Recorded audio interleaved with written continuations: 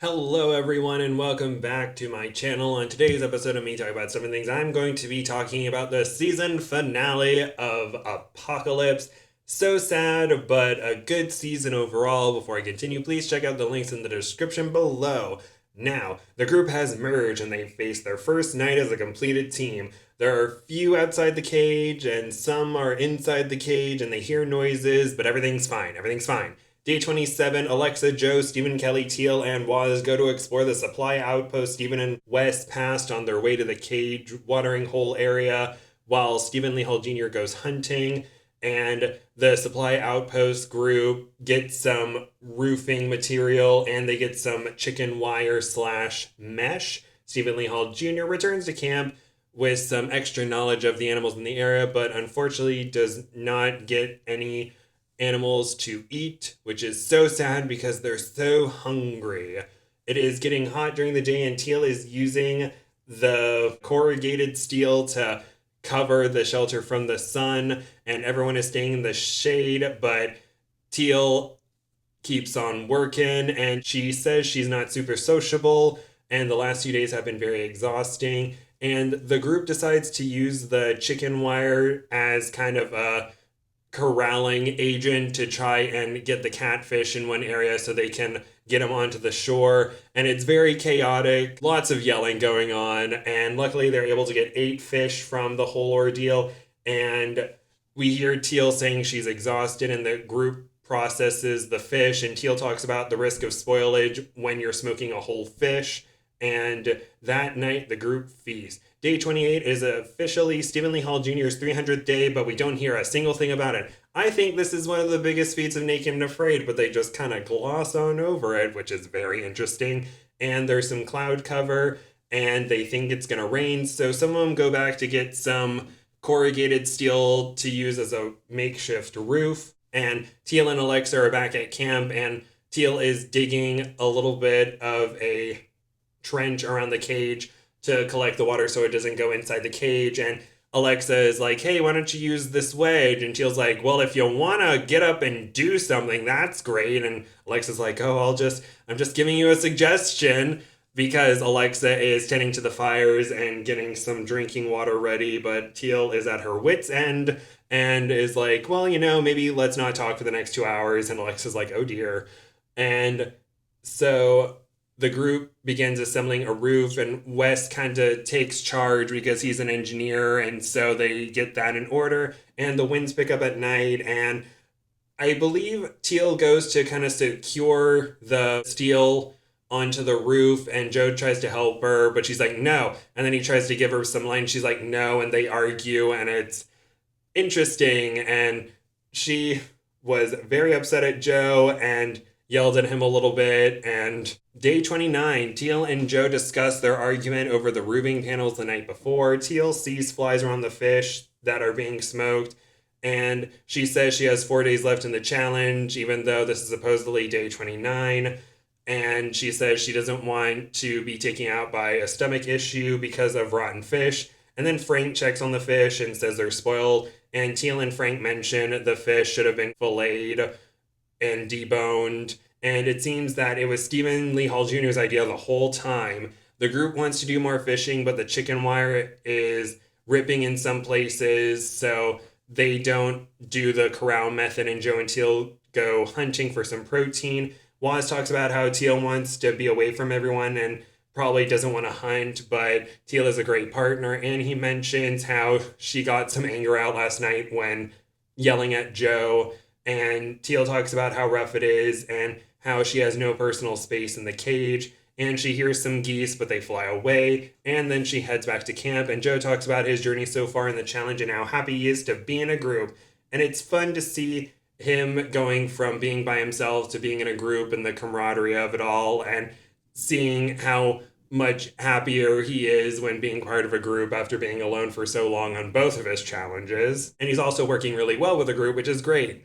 But unfortunately, this is not really the Joe show this episode. It's kind of the Teal show, and then kind of everyone's stories mixed together. And this is kind of the most we hear Alexa talk the whole time. So it's good to hear Alexa's perspective and hear some of her journey and all that good stuff. And Teal and Joe return unsuccessful from their hunting trips, and Teal is getting super irritated, and the group continues to comment on it. Day 30, the heat is mentioned. Teal goes hunting. The group mentions her mental state and the challenge nearing its end. Teal sees some birds' nests and checks for eggs, but she is unable to find any. She also mentioned the group is making her crazy. Frank also goes hunting, and so does Wes, but neither are successful. And we hear Wes talking about his two previous challenges in South Africa, how he was there for the XL but had to be med tapped because of digestive system issues. And he talks about him tapping from Last One Standing season 1 because it just wasn't his thing, and he really wants a redemption. Teal talks about how exhausted she is, and Alexa mentions the heat. Everyone returns to camp from their hunting expeditions, and Teal doesn't really want to drink any water at the moment, even though people are asking, hey, do you want to drink some water? And she's not drinking that much. And the group discusses Teal's mental health and how she doesn't want to drink water. And the group kind of comes to a consensus where one of them will talk to Teal, because Alexa was saying how 7-on-1 isn't fair, and Waz volunteers to be the one to talk to Teal. And Waz talks to Teal about how she's been acting, and she talks to the group about why she's acting the way she is and how her social battery has been drained, and she's tired, and she apologizes for her behavior. Day 32, it is cloudy and they can't really go hunting, and so some of the group works on fixing up the chicken wire. After sewing everything together, they decide to do the corral method again, and Frank has the net bucket, but unfortunately the bottom part isn't closed up properly, so he scoops them up and everyone's like, yay, and then the fish slip right out, and it's like, oh no. Commercial break. We come back from commercial break, and then Frank closes up the bottom and he uses the fish bucket to scoop them up, and so that works really well, and they process and cook up their meat. Day 34, it is hot and they are less than 24 hours away from escaping. Everyone rehydrates. They also make a filtration system, and Teal teaches Alexa how to make a filtration system. Wes makes some shoes for extraction, and Stephen Lee Hall Jr. begins packing an emergency kit, and then that night they hear hippos nearby. Finally, day 35, it is escape day. They're not getting into extraction vehicles, they're walking to a party, essentially. Everyone packs up and gets ready to leave.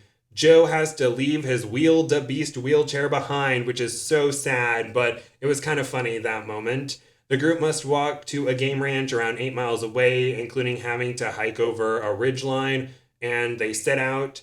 And during their extraction hike, we hear about how hot it is. We hear a lot of heavy breathing because that is a very tough hike. We are hearing some of the survivalist thoughts about taking on this challenge, and then some are saying how, oh, someone may not make it because it's really hot. But after a while, they hear some singing, and everyone perseveres, and these 8 make it successfully through the challenge. Hooray for them. And there is a barbecue waiting for everyone as the group feasts, and we hear some closing thoughts from the survivalists after completing this difficult apocalyptic challenge. We also get some of the weight losses from the survivalists. Joe lost 62 pounds, Wes lost 36, Alexa lost 31, Stephen Lee Hall Jr. lost 40, Frank lost 33, Teal lost 29, Stephen Kelly lost 36, and Waz lost 50 pounds. And then after they have the feast, we kind of see vignettes of the survivalists as they go home, and we hear some of their closing thoughts. And Joe ended up quitting his government job to open a feed store that was about to shutter soon, and so he is wanting to be a part of the community and helping out with that, so that's very commendable. And Frank nearly gets bitten by a rattlesnake during his final vignette, which is very terrifying, but he's fine. It just got his pants, so that's fine. And we end the season, and this was a really good season in my opinion. Joe was kind of a main character for a good chunk of it, but towards the end it kind of became the Teal show for a little bit.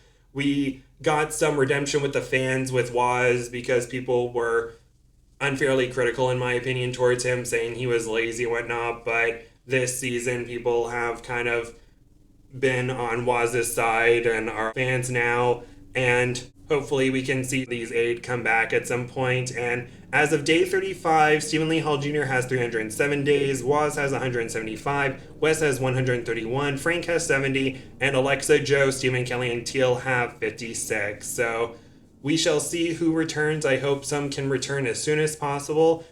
And yeah, the season ends. Will I be back with some kind of recap at some point? We shall see. But the new season of Naked and Afraid will probably come around in February, I think. So that'll be fun. Thank you all so much for listening. Please like, comment nice things, and subscribe. And I hope you all have a wonderful day. Thank you. Bye bye.